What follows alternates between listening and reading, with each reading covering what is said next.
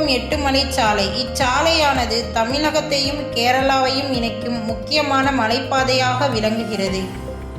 போடிமெட்டு குமிளி கம்பமெட்டு மலைப்பாதையாக இருந்து வருகிறது. கம்பமெட்டு மலைப்பாதையில் உள்ள 18வது கொண்டை ஊசி வளைவு அருகே கடந்த 3 மாதங்களில் 2 முறை சாலை பழுதாகி சீரமைக்கப்பட்டது.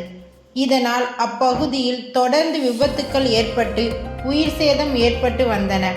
அதை அடுத்து சாலை சேதமடைந்த பகுதியில் ஃபேவர் பிளாக் கல் பதிக்கப்பட்டு வாகனங்கள் சென்று வந்தது. இந்நிலையில் மழையின் காரணமாக ஃபேவர் பிளாக் கல் பாதிக்கப்பட்ட பகுதியில் மீண்டும் சாலை சேதம் அடைந்தது.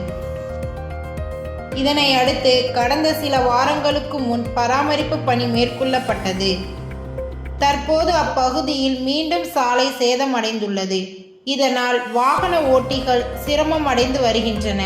எனவே இந்த பகுதியில் நிரந்தரமாக சாலை சீரமைக்க நெடுஞ்சாலைத்துறை நடவடிக்கை எடுக்க வேண்டும் என வாகன ஓட்டிகள் கோரிக்கை விடுத்துள்ளனர்.